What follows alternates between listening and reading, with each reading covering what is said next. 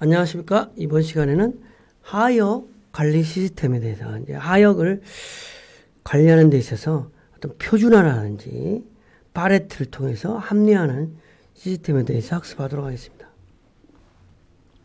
그래서 학습 목표는 물류의 어떤 표준화, 이번에는 물류 표준화, 물류 어떤 장비라든지 이런 거를 좀 표준화한다든지, 또 특히 장비 중에서 파레트를 어떤 일관 파레트화, 그래서 어떤 파레트를 자가 파레트라든지 임차한 파레트라든지 파레트가 통일되면은 사실은 어떤 물류를 상하차 작업이라든지 이동 보관하는데 상당한 혜택이 어떤 편리성, 유용성이 있다고 할 수 있겠죠. 그래서 그런 부분을 학습하도록 하겠습니다. 먼저 물류의 표준화. 물류 표준화라고 하는 것은 뭐냐?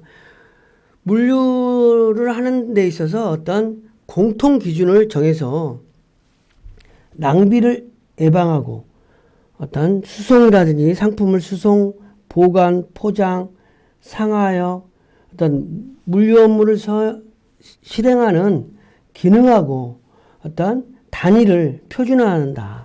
그러면 이제 사용되는 기계라든지 용기, 설비 등을 대상으로 규격과 강도, 재질을 통일화하면 어느 어떤 규격과 통일을 하게 되면 이용이 편리해진다는 거죠. 어떤 쉽게 얘기해서 트럭 8톤 차에 파레트를 실는데 파레트 16개를 바닥에 실을 수 있다. 그러면 그 16개만큼의 상품을 적재할 수 있다. 그러면 16개 파레트를 물량을 실을 수 있다. 그런데 파레트가 크면은 16개 못 실게 되면 12개를 실는다든지 이렇게 되잖아요. 그러면 어떤 재고 관리한다든지 숫자 파악이라든지 이런 데도 힘들어지고 어찌됐든 차량을 또 다른 차를 수배해야 되고 그러잖아요. 그런 부분에 있어서 좀 표준화가 필요한 거죠. 그 물류 표준화는 그러면 어떤 거냐? 규격이라든지 재질, 강도, 기법의 표준화가 필요하다. 그래서 수송, 보관, 하역 등의 기능이 단계마다 일관성 있고 효율적으로 작업을 할 수 있는 거죠. 그래서 표준화가 되면 수송하는 때 보관, 포장, 상하여, 정보화, 공통화, 공통적으로 화물 트럭이 적재함이라든지 이런 것들을 또 표준화한다든지, 기차도 하차의 규격이라든지, 그러면 연계 수송도 자유롭고, 그 다음에 보관도 마찬가지고, 포장을 모두라 포장 재료, 표시 같은 포장의 표시 같은 거를 표준화한다는 거예요. 그러면 이게 어떤 누가 봐도 상품을 알 수 있는 거죠. 그 다음에 상하역 장비라든지, 그 다음에 파레트를 표준화해서 한다든지, 물류 시설을 표준화한다든지, 인력 및 교육을 좀 표준화한다든지, 이런 방법으로 표준화해야 될 대상이 많이 있다고 할 수 있겠죠. 그럼 표준화의 방향이 뭐냐?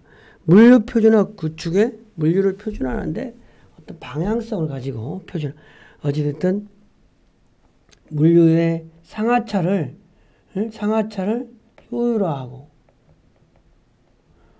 합리화하는 방향이어야 되겠지만, 먼저 사회적 접근이 필요하겠죠. 생산자라든지 제조업자, 물류업자 이런 이해관계자들이 상호협력, 그 다음에 전체의 최적화 측면으로 접근해야 된다. 각 이해관계자가 표준화를 통해서 이득이 있어야 되는 거죠. 그 다음에 정확한 표준화야. 장래 개발에 필요한 부분은 미리 표준을 설정해서 거기에 맞도록. 그래서 이런 부분이 건설 같은 데서 표준화가 돼요. 그러니까 요즘 창틀 이런 것들도 규격이 어느 정도 돼서 이 창틀의 높이가 90cm, 그리고 이쪽은 얼마 집의 크기에 따라 다른데 이 높이 90cm인 것들이 상당히 많아요. 그러면 이게 창문이 규격화되면 다른 커튼이라든지 또 유리, 문 이런 거를 규격화된 제품을 생산해 갖고 판매할 수가 있는 거잖아요. 그러면 요즘은 이제 에어컨 같은 것도 여기다 장착할 수 있잖아요. 표준화되면. 어찌됐든 그런 부분이 있고 또 친환경적인 접근이 필요하다는 거죠. 표준화에는 또 환경적인 접근, 그 다음에 안정성을 고려할 필요가 있다. 그래서 물류의 각 단계를 고려한 표준화가 필요하다. 그래서 신속성을 고려한 표준화. 팔레트뿐만 아니라 대형 컨테이너, 트럭, 철도, 하차 등 신속하게 표준화되도록 다 노력을 해야 될 필요가 있다. 그래서 표준화는 이 물류를 표준화하는 건 물류, 하역, 보관, 이동을 효율화하기 위해서 좀 규격이라든지 이런 거를 만든다고 보면 되겠습니다. 그래서 표준화 대상은 어떤 창고 시설, 물류 시설에서는 창고라든지 넥, 그다음에 물류 거점도 유통 시설, 복합 터미널, 컨테이너, 내륙 터미널 이런 것들에 어떤 창고도 높이라든지 그러면 화물 차가 들어가는 부분 얼마 이상 돼야 된다 그런 부분 있잖아요. 그러면 어떤 자동 창고의 보급이 된다는 거죠. 자동 창고. 그래서 보관 능력이 향상되고 인원 절감에. 그래서 보관 넥수, 그러니까 어떤 넥을 표준화된 넥, 치수라든지 체계화. 그 다음에 유통 단지라든지 이런 부분에서도 어떤 물류 거점을 확충한다든지 물류 공동화, 뭐 이런 것을 할 때 어떤 필요하다고 할 수 있겠습니다. 그래서 물류 모듈화라고 하는 건 뭐냐? 물류 모듈화라고 하는 건 수출입 의존형 국가에서 수출 및 수입을 위한 국제 물류 체계와 적합하면서 물류 표준화 시스템으로 추진하기 위해서 하역 취급 단위라든지 보관 단위 표준화를 기하는 것이 물류 모듈화다. 물류 모듈화는 팔레트를 기본으로, 팔레트가 이제 표준 규격으로 팔레트를 기본으로 해서 치수 표준화 시 수송을 위한 어떤 이동을 위한 트럭이라든지 컨테이너 하차와 어떤 딱 맞는다는 거죠.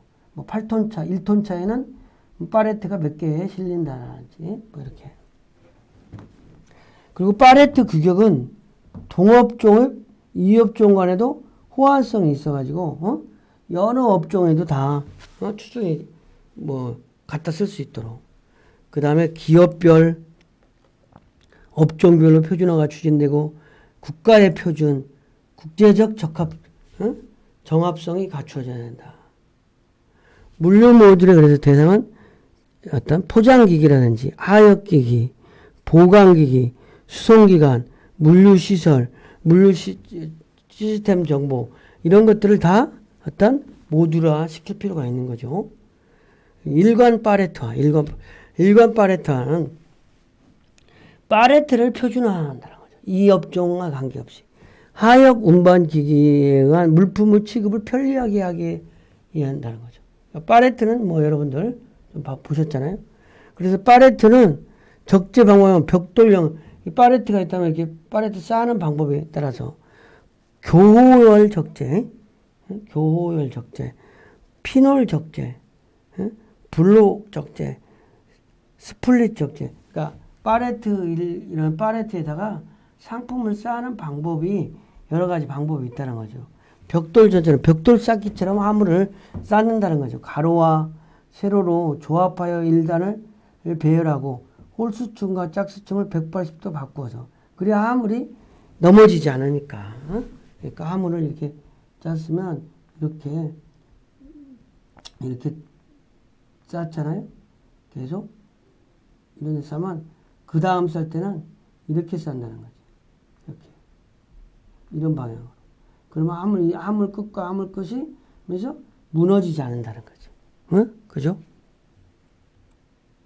그래서 일관 팔레트화는 뭐냐면 생산부터 소비자까지 유닛화된 표준화된 화물을 일관되게 흐르게 하게 하는 것이 목적이다. 그러니까 생산 공장에서부터 소비자가 상품을 할 때까지도 상품을 운송할 때 동일한 팔레트를 쓰게 되면 쓰게 된다는 거죠. 그게 일관 팔레트라는 거죠.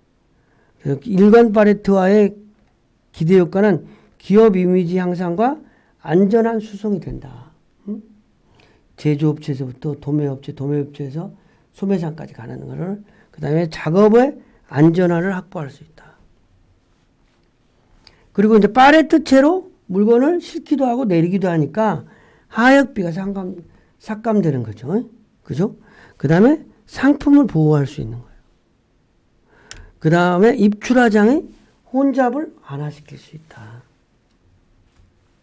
그래서 일관 팔레트란을 생산자로부터 소비자에게까지 동일한 팔레트를 사용하게 되면 어떠한 장점이 있냐? 하역 인원을 절감할 수 있다. 그 다음에 시간을 단축한다. 포장비를 절감한다. 노동 조건이 향상된다. 수송 효율이 향상된다. 작업 후 표준화와 기계화가 될 수 있다는 거지. 그 다음에 팔레트 자체의 최적이라든지 부피만큼 어떤 적재량을 감소시킬 수 있다는 거죠. 학습 내용을 정리. 그러니까 물류를 어떤 표준화한다.